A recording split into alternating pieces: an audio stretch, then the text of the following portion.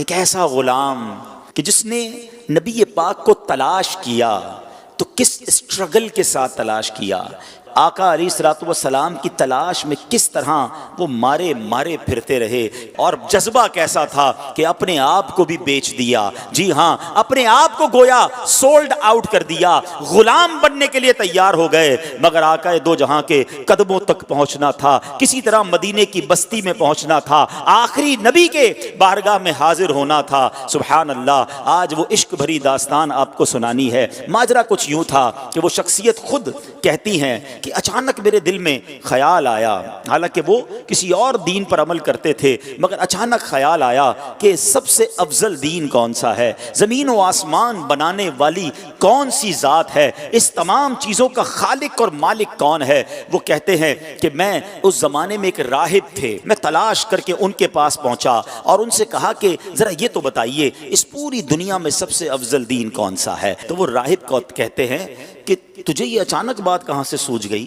تو کہتے ہیں نہیں، میں یہ جاننا چاہتا ہوں کہ زمین و آسمان کا مالک کون ہے، سب سے افضل دین کون سا ہے۔ تو اس نے کہا کہ پھر ایسا کرو، اگر اس سوال کا جواب چاہیے تو موصل میں، یہ عراق کا ایک علاقہ ہے، وہاں ایک راہب ہے، اس سے بڑا کوئی عالم نہیں ہے، تم ان کے پاس جاؤ، وہ شاید تمہاری رہنمائی کریں۔ ٹریول کر کے وہ کہتے ہیں میں ان کے پاس پہنچا، ان کے پاس میں رہا اور ان کے ساتھ میں عبادت کرنے لگا۔ وہ دن کو روزہ رکھتے تھے، رات کو عبادت کرتے تھے، میں بھی بالکل انہی کی طرح عمل کرنے لگ گیا۔ 3 سال ان کے پاس ٹھہرا رہا۔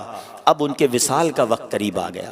میں نے کہا آپ تو دنیا سے جا رہے ہیں، مجھے بتائیں اب میں کدھر جاؤں؟ کہتے ہیں مشرق میں تو کسی ایسے شخص کو نہیں جانتا جو اس دین کا کاربند ہو جس پر میں عمل کرتا ہوں، ہاں البتہ جزیرہ عرب کے پاس ایک راہب ہے، اس کے پاس چلے جاؤ اور اسے میرا سلام کہنا۔ آپ فرماتے میں اس عالم کے پاس چلا آیا، اس کے انتقال تک اس کے ساتھ رہا۔ اب جب اس کی وفات کی خبر ہوئی تو اب 3 سال کے بعد میں نے کہا اب مجھے آپ کس کے پاس جانے دیتے ہیں، آپ کی انتقال کا وقت قریب آ گیا ہے۔ وہ کہتے ہیں میں پوری دنیا میں اور کسی کو تو نہیں جانتا، البتہ اموریہ میں ایک بڑی عمر کا عالم ہے، پتہ نہیں تم اس سے مل بھی سکو گے کہ نہیں۔ بہرحال وہ کہتے ہیں اس راہب کا انتقال ہوا، میں اموریہ کا سفر کیا، حق کی تلاش ہے، دین حق کی تلاش ہے، خالق و مالک کی تلاش ہے، ایک شہر سے دوسرے شہر کا سفر ہے۔ اب وہ اموریہ پہنچتے ہیں، وہاں بھی کچھ عرصہ رہا، اب ان کے انتقال کا وقت بھی قریب آ گیا۔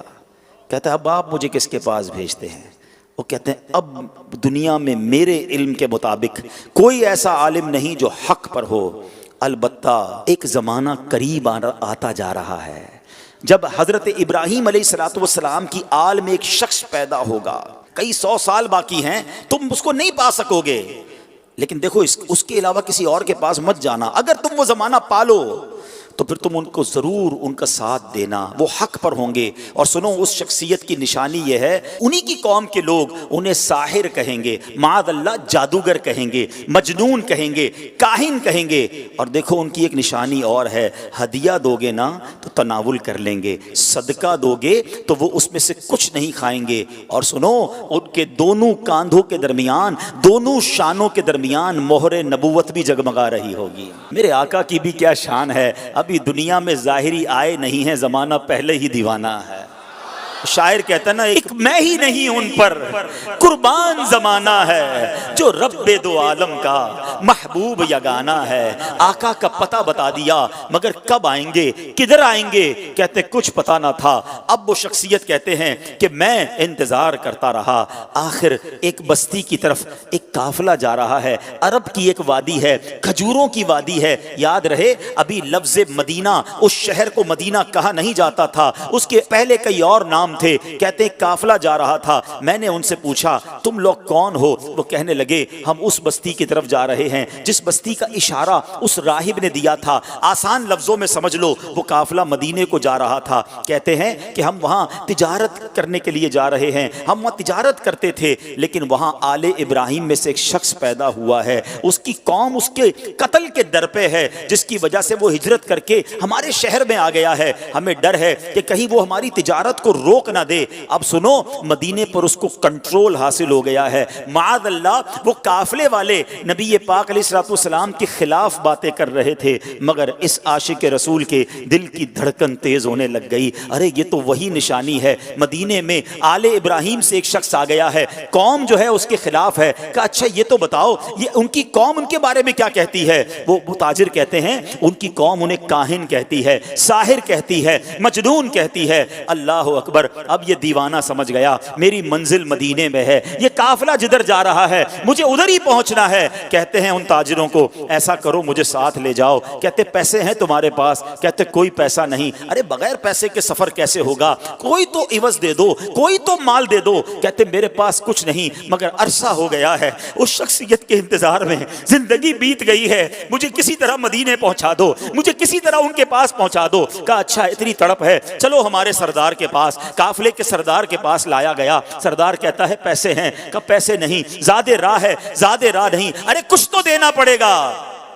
کہ میرے پاس اور تو کچھ نہیں ہے، ایسا کرو مجھے ہی خرید لو، مجھے غلام بنا لو، تمہاری خدمت کرتا رہوں گا، کسی طرح مدینے لے جاؤ۔ سنو میرے پیارے اسلامی بھائیوں، صدیوں پرانی داستان ہے۔ ایک دیوانہ آقا کی یاد میں تڑپ رہا ہے، انہیں دنیا کے کونے کونے میں تلاش کر رہا ہے۔ اب تاجر کہتے چلو تمہیں غلام بناتے ہیں۔ ایک بار نہیں، دو بار نہیں، بتایا جاتا ہے شہر مدینہ تک پہنچتے پہنچتے یہ دیوانہ 10 بار بکتا گیا۔ غلام مصطفیٰ بن کر میں بک جاؤں مدینے میں، محمد نام پر سودا سرے بازار ہو جائے، بے دام ہی بک جائیے بازار نبی میں، اس شان کے سودے میں خسارے نہیں ہوتے۔ یہ غلام بن کر بکتے رہے، بالآخر 10 بار بکنے کے بعد یہ دیوانہ مدینے تو پہنچ گیا، مگر راستہ نہیں پتا جانا کدھر ہے۔ اچھا یہ جو شخصیت ہے نا، ان کی زبان بھی عربی نہیں تھی، کوئی اس پورے شہر میں ان کی زبان جانتا ہی نہیں تھا۔ یہ فارسی بولتے تھے، مدینے میں سارے لوگ عربی بولتے تھے۔ کس سے راستہ پوچھتے، کس سے معلومات لیتے، جانا کدھر ہے، نام پتہ نہیں ہے۔ اب غلام تھے، اس نے مدینہ پاک میں کھجوروں کے باغ میں لگا دیا کہ اب تمہارا کام کھجوریں توڑنی ہیں۔ کہتے میں کھجوریں توڑتا تھا، میں محنت مزدوری کرتا تھا، میں نے پیٹھ پر اتنا بوجھ اٹھایا کہ میرا سینہ جو ہے اور پیٹ جو ہے وہ پیٹھ کی طرف چلا گیا۔ بس مزدور بنا ہوا تھا، انتظار تھا نبی آخر الزمان کا، کبھی تو دیدار ہوگا، کبھی تو ان کا جلوہ دیکھوں گا، کبھی تو ان کی غلامی اختیار کروں گا۔ مگر لوگ قریب سے گزرتے تھے، میری زبان ہی کوئی نہیں سمجھتا تھا۔ کہتے ہیں اب ایک دن ایک بوڑھی خاتون آئی، میں نے اس سے بات کی، وہ میری بات سمجھ گئی اور اس نے کہا کہ میں نے اس سے عرض کی کہ ماں جی مجھے بتا دو وہ شخصیت کہاں ہے جو نیا دین لے کر آئے ہیں، جو حضرت ابراہیم کی اولاد میں سے ہیں، جو اللہ وحدہ لا شریک کی طرف بلاتے ہیں، مجھے ان کا پتہ بتا دو۔ اب وہ کہتی ہیں کہ صبح سویرے نماز فجر کے بعد دن کے ابتدائی حصے میں وہ قریب سے گزریں گے۔ اللہ اکبر، اس دیوانے کی رات کیسے بسر ہوئی ہوگی، وہ رات کیسے گزری ہوگی۔ ساری رات دل کی دھڑکن تیز چلتی رہی کہ اب نبی پاک علیہ الصلوۃ والسلام کا دیدار ہوگا۔ شب ہجر کی سختیاں کوئی اس سے جا کر پوچھے، تیری راہ تکتے تکتے جسے صبح ہو گئی ہے۔ ساری رات جلوہ جانا کا تصور ہے، کیسی شخصیت ہوگی، چہرہ کیسا ہوگا، مسکراہٹ کیسی ہوگی، اللہ کے حبیب دکھتے کیسے ہوں گے، میں ان کا غلام بنوں گا، کیا مجھے قبول بھی فرمائیں گے کہ نہیں۔ وہ رات گزر گئی اور جب صبح ہوتی ہے تو پیارے آقا علیہ الصلوۃ والسلام قریب سے گزرتے ہیں، فوراً کھجوروں کا ایک چھوٹا سا حصہ لے کر آقا کی بارگاہ میں جاتے ہیں۔ کہتے ہیں حضور آپ کے لیے تحفہ لایا ہوں۔ ارشاد ہوا بتاؤ کیا یہ صدقہ ہے؟ کہتے ہیں جی حضور صدقہ ہے۔ آقا نے صحابہ سے کہا آپ سب کھا لیں، نبی پاک نے تناول نہیں فرمایا۔ پہلی نشانی کنفرم ہو گئی۔ دوبارہ گیا ایک اور کھجوروں کا تھال لے کر، کہا حضور یہ لایا ہوں۔ کہا صدقہ ہے؟ کہا نہیں حضور ہدیہ ہے، تحفہ ہے۔ آقا علیہ الصلوۃ والسلام نے خود بھی کھایا، خود بھی تناول فرمایا، اپنے صحابہ میں بھی تقسیم کیا۔ دوسری نشانی پوری ہو گئی۔ اب دل بیتاب ہے کہ مہر نبوت دیکھنی ہے۔ راہب نے بتایا تھا کہ دونوں کاندھوں کے درمیان ایک بڑی خوبصورت سی مہر نبوت، حدیث کی کتابوں میں لکھا ہے کبوتر کے انڈے کی طرح نبی پاک کی پیٹھ مبارک پر دونوں شانوں کے درمیان مہر نبوت تھی۔ اب آقا علیہ الصلوۃ والسلام 2 چادریں پہنا کرتے تھے، چادر پہنی ہوئی ہے، اور وہ شخصیت کہتے کبھی میں دائیں جا کر دیکھنے کی کوشش کرتا، چادر تھی اس لیے دیکھ نہیں پاتا تھا۔ اللہ اکبر، نبی پاک میری طرف دیکھ کر مسکرائے۔ آقا نے سمجھ لیا کہ میں کیا دیکھنا چاہتا ہوں، نبی پاک نے اپنی مبارک چادر اتاری، کہا جو ڈھونڈ رہے ہو، جو دیکھنا چاہتے ہو آؤ دیکھ لو۔ وہ دیوانہ کہتا ہے میں دوڑتا ہوا گیا، مہر نبوت دیکھی اور نبی پاک کی پیٹھ سے لپٹ گیا، چومنے لگ گیا کہ حضور آپ کی تلاش میں مارا پھر رہا ہوں، بہت عرصہ ہو گیا ہے حضور، بہت دیر سے آپ کو تلاش کر رہا ہوں، آقا اب آپ کے قدموں میں آ گیا ہوں، اپنی غلامی میں قبول فرما لیجئے۔ اللہ اکبر، نبی پاک علیہ الصلوۃ والسلام نے انہیں اپنی غلامی میں قبول فرمایا، کلمہ پڑھ کر دامن مصطفیٰ سے وابستہ ہو گئے۔ سنو وہ کون تھے جو اتنی تلاش کے بعد پہنچے، جو اتنے عرصے کے بعد نبی پاک کے قدموں میں پہنچے؟ وہ کوئی اور نہیں، وہ حضرت سلمان فارسی رضی اللہ تعالیٰ عنہ ہیں۔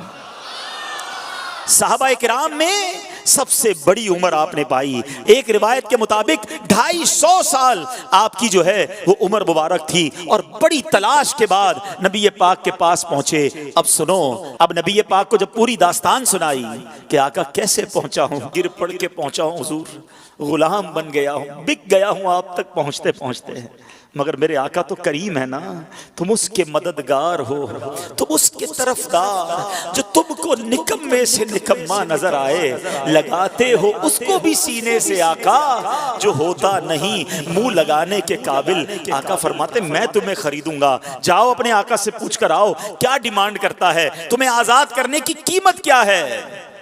اب وہ کیا کہتا ہے، 300 درخت کھجوروں کے لگائیں، پھلدار درخت، اور 40 اوقیہ سونا، یہ ملے گا تو تمہیں آزاد کروں گا۔ یہ بہت بڑی قیمت ہے، اور یاد رہے کھجور کا درخت فوراً لگاتے ہی پھل نہیں دیتا، بعض اوقات 3 سال، بعض اوقات 5 سال میں پھل دیتا ہے۔ اللہ اکبر، نبی پاک علیہ الصلوۃ والسلام نے فرمایا کہ اب میں خود اپنے ہاتھوں سے پودے لگاؤں گا۔ نبی پاک بھی جاتے ہیں، صحابہ بھی جاتے ہیں، پودے لگائے جاتے ہیں، آقا اپنے ہاتھوں سے پانی ڈالتے ہیں، میرے آقا کی شان دیکھو، پانی ڈالتے ہیں اور درخت بڑا ہونا شروع ہو جاتا ہے۔ کچھ ہی دنوں میں وہ درخت پھلدار ہو جاتا ہے، پورے مدینے میں شور مچ جاتا ہے کہ جناب یہ کیسا شان والا غلام ہے جس کے لیے کھجور کے درخت بھی بڑے ہو گئے۔ نبی پاک نے سونا بھی عطا فرمایا، گویا پیارے آقا علیہ الصلوۃ والسلام نے اپنے عاشق کی قیمت خود ادا کی۔ وہ کہتے ہیں نا جب تک بکے نہ تھے کوئی پوچھتا نہ تھا، تم نے خرید کر مجھے انمول کر دیا۔